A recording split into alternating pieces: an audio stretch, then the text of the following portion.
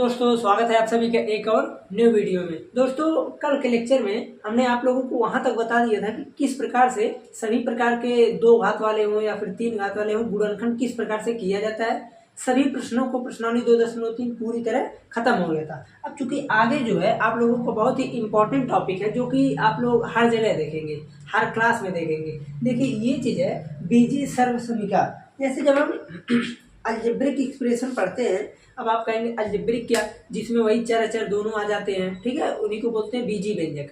तो जिनमें चर अचर दोनों आते हैं। अब जैसे चर अचर क्या, जैसे मान लीजिए हम लिख दिए 6x², ये क्या है, देखिए यहाँ पर ये चीज चर है और ये अचर है। तो चर अचर जब दोनों आते हैं तो उन्हें बोलते हैं बीजीय व्यंजक।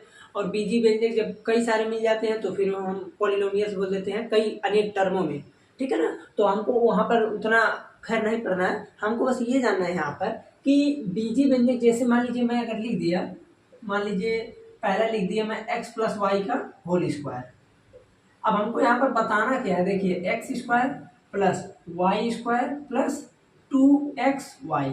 हमको ये बताना है यहाँ पर कि यहाँ पर जो x और y है, x और y की जगह हम कुछ भी वैल्यू रखें तो ये सभी वैल्यू के लिए क्या है, सत्य है। इसीलिए ये बीजीय सर्वसंख्या है। अब क्यों, अब जैसे मान लीजिए अगर हम यहाँ पर x और y की जगह 2 + 3 करें तो भी हमारा ये नियम सत्य रहेगा। मान लीजिए हम 2 + 3 की जगह और 5 3 करें तो भी सत्य रहेगा, 9 5 करें तो भी सत्य रहेगा। तो हम ये कह सकते हैं कि ये जो चर है, देखिए x और y ये क्या चीज है, वेरिएबल है। x और y चर राशि है, तो इसे आप लोग कंफ्यूज मत होइएगा। x और y क्या है, चर राशि है। यहाँ से सिंपल हम x और y जो भी है तो इसके जगह हम कुछ भी वैल्यू रखेंगे जो प्रश्न में बोला रहेगा, या फिर जो आपको रखना हो कोई भी वेरिएबल रख सकते हैं। कांस्टेंट का करेंगे तो कांस्टेंट ही आएगा। अब जैसे मान लीजिए ये सब क्या है, अब मान लीजिए वेरिएबल था, वेरिएबल की जगह हम कोई नंबर रख दिए तो नंबर रखेंगे तो वही नंबर तो कांस्टेंट होगा ही ना। लेकिन ये क्या है, वेरिएबल, ये क्या है, कांस्टेंट। कंफ्यूज मत होइएगा, वेरिएबल की जगह पर हमेशा कांस्टेंट ही आता है। जैसे मान लीजिए वेरिएबल है, हम कह दिए वेरिएबल है एक्स, तो x की जगह हम कोई नंबर अगर बोले तो नंबर क्या है, कांस्टेंट है, यानी अचर है। तो इसमें कंफ्यूज नहीं होने का। ये तो हो गया पहला फार्मूला। कुछ फार्मूला है, फार्मूला लिखवा देते हैं, उसके बाद से इस पे हम कुछ प्रश्नों को देखते हैं। अब देखिए x - y का whole square equal to x² + y² - 2xy। इसको आप लोग लिख कर कहीं रख लीजिए। तीसरा x + y एक bracket, another bracket x - y equal to होता है x² - y²। अब या तो आप सीधा लिख लीजिए x² - y² इक्वल टू ये होता है। चौथा फार्मूला हो जाएगा आप लोगों का x + y का होल क्यूब इक्वल टू, देखिए a³ + b³। अब चूंकि हम x y में लिखे हैं तो आप लोग a b में भी लिख सकते हैं, x³ y³ + 3xy और ब्रैकेट में x + y। अब देखिए ये तो है इस फॉर्मेट में, कभी कभी इसी को तोड़ करके लिख देता है इस प्रकार से। देखिए x³ y³ 3x² y + 3xy²। तो कंफ्यूज नहीं होना है, चाहे ये लिखे चाहे ये लिखे। पांचवा नंबर आता है x - y का whole cube equal to x³ - y³ - 3xy और ब्रैकेट में x - y। अब देखिए जब इसको हम तोड़ेंगे तो ये किस प्रकार से होगा, देखिए यहाँ ध्यान दीजिए x³ - y³ - 3x² y + 3xy²। तो जब हमेशा x - y का फार्मूला लगता है तो यहाँ पर पॉजिटिव आता है। क्यों, क्योंकि यहाँ का निगेटिव यहाँ का निगेटिव दोनों मल्टीप्लाई होकर पॉजिटिव बन जाता है। तो कंफ्यूजन नहीं होने का, ये अधिकतम बच्चे गलती कर देते हैं। अब उसके बाद देखिए 5 नंबर तक हो गया ना। अब हम चलते हैं छठवां, बता दें 6 नंबर है। देखिए x³ + y³। फार्मूला होता है x + y another bracket x² - xy + y²।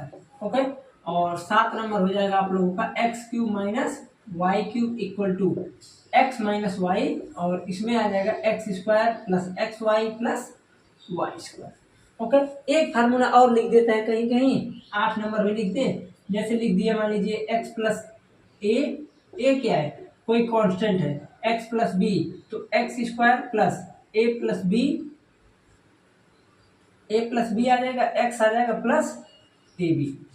Okay, वैसे फार्मूला नहीं है तो आप मल्टीप्लाई करके निकाल सकते हैं। एक फार्मूला और लिखता है कहीं कहीं X cube plus Y cube plus Z cube minus 3xyz। तो इस फार्मूले को जब मैं बताऊंगा वहां पर सवाल में वहीं पर बता दूंगा आगे। ओके, अब देखिए इस फार्मूले पर कुछ चीजों को हम प्रैक्टिस कर लेते हैं। जैसे अब चूंकि हम प्रश्नावली के एग्जाम्पल के प्रश्नावली के उदाहरण को नहीं लेता हूँ, सिंपल उदाहरण लेता हूँ। जैसे मान लीजिए इतने में हम कई सारा मिटा मिटा कर बता देंगे। हम पहले ले लेते हैं एक्स प्लस वाई का होल स्क्वायर। हम कह दिए सिंपल काम, बोले कि 2x प्लस 3y का होल स्क्वायर कैसे टूटेगा।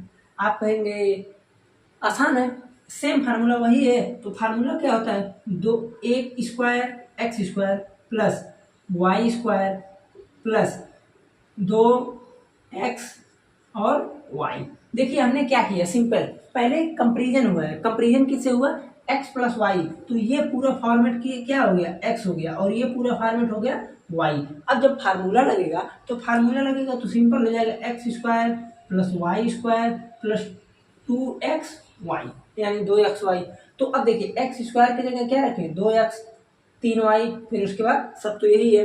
अब तोड़ देंगे, देखिए यहाँ पर देखिए अब समस्या क्या है, 2x का होल स्क्वायर, तो 2 का स्क्वायर 4, x का स्क्वायर एक्स स्क्वायर। तो कुछ बच्चा लोग यहाँ पर 4x लिख देते हैं जो कि गलत है। यहाँ पर 4x स्क्वायर रहेगा प्लस 3y का होल स्क्वायर यानी 9y स्क्वायर प्लस, अब देखिए 2 दूना 4, 4 3 12, 12xy। ओके, इस प्रकार से देखिए हम कोई भी अब सवाल दे दिया जाए तो कर सकते हैं। अब मान लीजिए आप लोगों से ये तो वेरिएबल वाला हो गया, कांस्टेंट का अगर पूछ ले तो जैसे कह दिया कि 85 का स्क्वायर बताइए कितना होगा। तो आप कहेंगे बहुत आसान है, करना क्या है, डायरेक्ट हम मल्टीप्लाई कर लेंगे। नहीं, मल्टीप्लाई नहीं करना है। 85 को आप क्या लिख सकते हैं, आप कहेंगे 80 प्लस 5,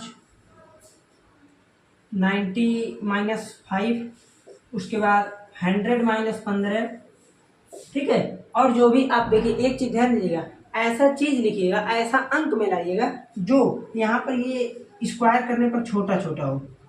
ओके, अब ये ना कहिएगा कि 85 है तो 72 प्लस 13 कर दें तो परेशान रहे, तो ऐसे नहीं करेगा। तो आपको करना क्या, कोई छोटा ले लीजिए। जैसे मान लीजिए मैंने लिया 80 प्लस 5 का, तो 80 प्लस 5 में आप जब लगाएंगे हम a प्लस बी का whole square X plus Y का होल स्क्वायर। जैसे देखिए हम अधिकतम टर्म में a प्लस बी का होल स्क्वायर ही बताते हैं, तो आप लोगों को कंफ्यूजन नहीं होना चाहिए।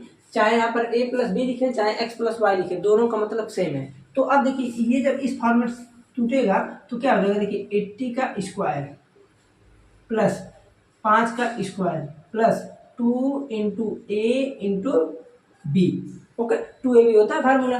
तो अब देखिए 8 का स्क्वायर आप करेंगे 64, 00 प्लस 25 प्लस यहाँ कितना हो जाएगा, 5 दूना 10, 800।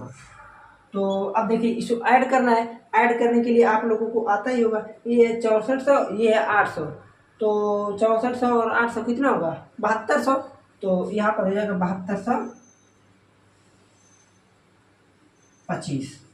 आया समझ में। इस प्रकार से आप लोग कोई भी अब आसानी से कर सकते हैं। जैसे मान लीजिए और एक आध दो एग्जांपल लेकर बता देते हैं आप लोगों को ताकि कोई कंफ्यूजन ना हो, प्रत्येक प्रश्न को बता देंगे। जैसे मान लीजिए इस पर दे दें हम बोल दिए कि 144 माइनस ए स्क्वायर, तो कैसे होगा, सिंपल काम। अभी तो हमको ये फार्मूला दिख नहीं रहा है, ये तो दिख रहा है लेकिन ये नहीं दिख रहा है, तो इसे लिखेंगे क्या, 12 का स्क्वायर माइनस ए का होल स्क्वायर। अब मैं ये देख रहा हूँ कि ए स्क्वायर माइनस बी स्क्वायर। अब आप कहेंगे ए स्क्वायर तो इधर है, तो इधर उधर से नहीं है। मैं क्या बोला था, यहाँ पर ये तो कुछ भी हो सकता है, कांस्टेंट है, इधर उधर जाए हमको नहीं मतलब है। हमको ये फॉर्मेट देखना है यहाँ का। जैसे केवल और केवल हमको इधर का अंक हमेशा लेंगे ए, इधर का लेंगे बी, ठीक, तब जाकर फार्मूला लगेगा ए स्क्वायर माइनस बी स्क्वायर का। अगर आप लोग उल्टा ले लेते हैं, इसको बी लेंगे इसको ए लेंगे, तो गलती हो जाएगा ना, क्योंकि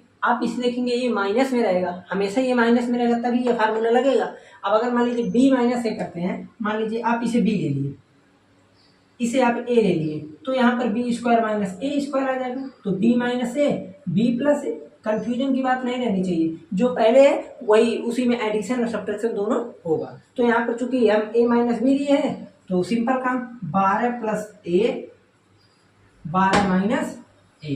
ओके, इस प्रकार से हो गया, आसानी से कर लेंगे। और हम एक दो एग्जाम्पल बता देते हैं जो बचा कुछ है।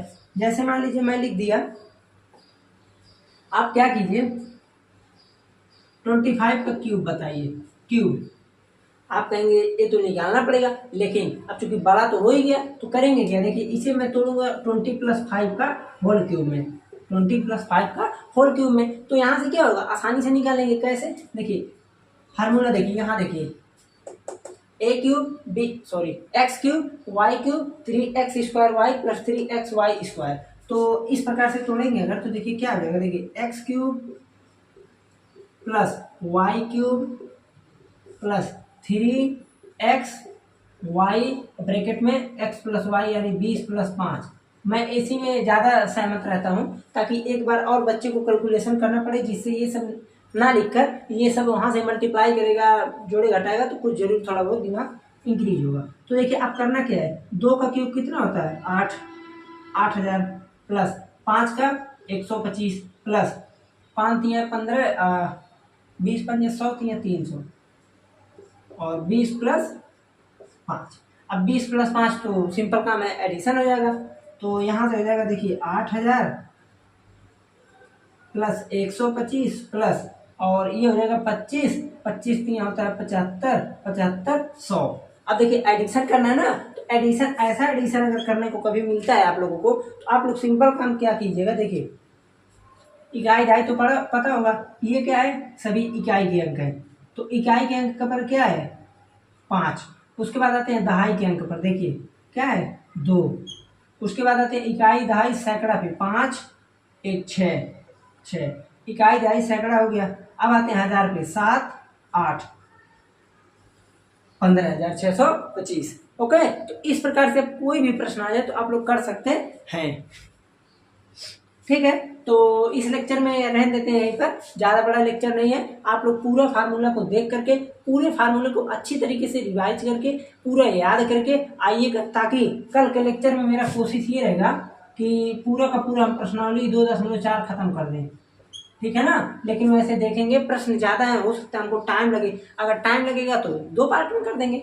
अभी ये तो है नहीं कि लेट हो रहा है। ओके, ताकि आप लोगों, अब इसके बाद का जो चैप्टर बहुत ही छोटा चैप्टर है, यही थोड़ा था 2.4 तक है। उसके बाद कुछ अगर बड़ा होगा तो हम उसके बाद कवर कर देंगे। ठीक है ना, तो चलते हैं, मिलते हैं फिर अगले लेक्चर में। आप लोग पढ़ाई को एकदम अच्छे तरीके से, मौज मस्ती से, आनंद से करते रहिए। तो फिर चलते हैं।